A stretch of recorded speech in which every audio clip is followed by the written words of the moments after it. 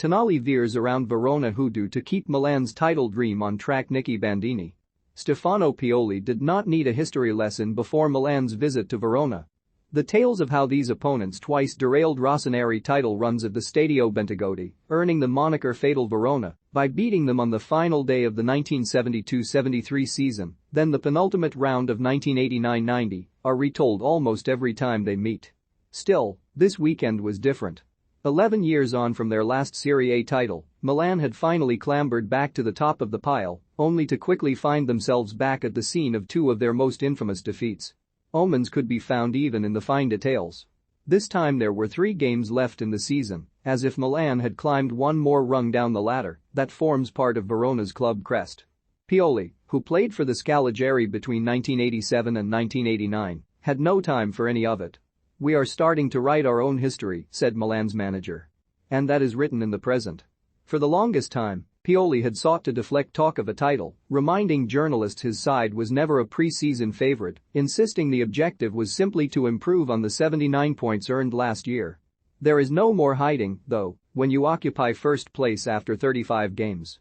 Ever since Internazionale lost to Bologna at the end of last month, Milan have held their fate in their hands. To use that expression makes it sound straightforward. For the teams battling atop of Serie A, fate has felt forever fluid, slipping between fingers every time they try to squeeze it in their grasp. Milan, Inter and Napoli have taken turns throwing away opportunities, a defeat by Spezia here, a goalkeeping calamity there. From 10 January until the end of April there was not a single weekend when all 3 sides won.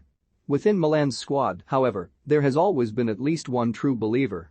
Sandro Tonali told Corriere della Sera in November that he and his teammates felt capable of winning the Scudetto, even discussing the tattoo he planned to get if they managed it. An extraordinary show of confidence from a then 21-year-old who ended the previous campaign on the bench. Tonali has always been clear in his ambitions, writing a letter to St. Lucy at 10 years old asking for a complete Milan kit, shirt, shorts, and socks, and whether he would get to fulfill his dream of being a professional footballer someday. He got his break with Brescia, from where he almost joined Inter, only to turn his back on them the moment his childhood club showed an interest. His first season at Milan was a mixed bag, occasional flashes of magic not enough to offset the times when he seemed overwhelmed. He was a victim of unhelpful comparisons. He had been billed as the next Andrea Pirlo, though he himself said the similarities ended with their floppy hair, but he was also just going through something normal, the growing pains of a young footballer adjusting to a new level. This season was different from the start, Tonali catching the eye with his confident physicality in Milan's opener against Sampdoria and scoring in the next match, a 4-1 win over Cagliari. Competition for places ought to have been tough in a midfield featuring Frank Kessie and Ismail Bennacer, but he has played more than either of them. Pioli explains such development as the natural consequence of commitment. In January he defined Tonali as the best young talent he had ever coached, saying his secret is the work he puts in every day.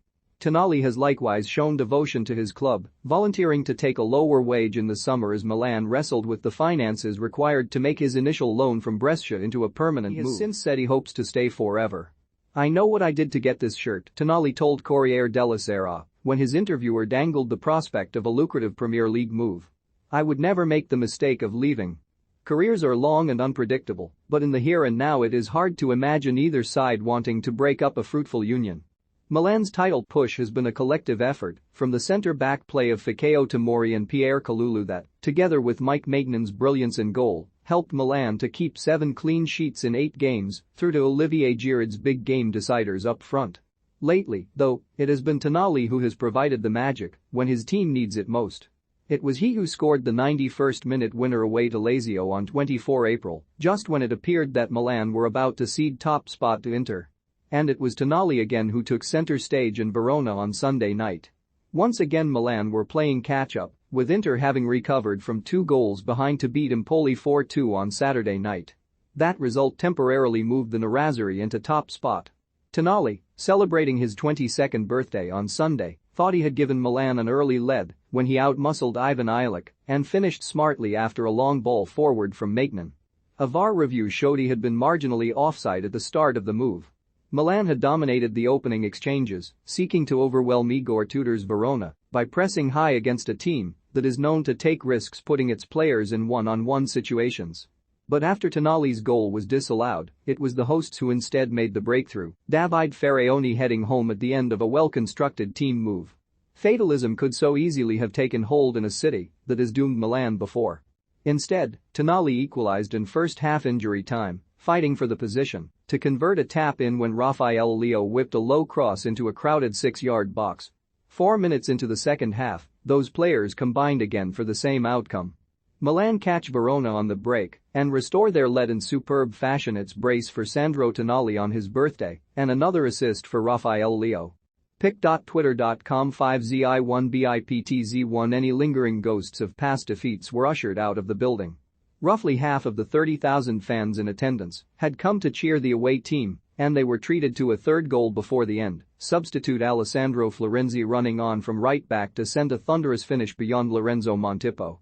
The celebrations at full time were enthusiastic but measured. Milan's players know there are still 2 more opponents between them and the finish line.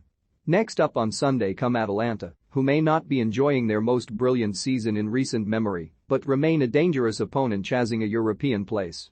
Genoa 2-1 Juventus, Inter 4-2 Empoli, Lazio 2-0 Sampdoria, Sassuolo 1-1 Udinese, Torino 0-1 Napoli, Verona 1-3 Milan, Salernitana 1-1 Cagliari, Venezia 4-3 Bologna, Spezia 1-3 Atalanta. Pioli, though, was entitled to take a moment to reflect on another job well done. He said that getting to know his players better through the course of the season had allowed him to put together a winning gameplan, understanding he could ask Tonali, who had only scored twice in 31 league games, to play closer to goal against opponents who would leave spaces to be exploited. "I am in love with my players," said Pioli. A dangerous emotion for some, in fair Verona. Seemingly not, though, for this Milan team.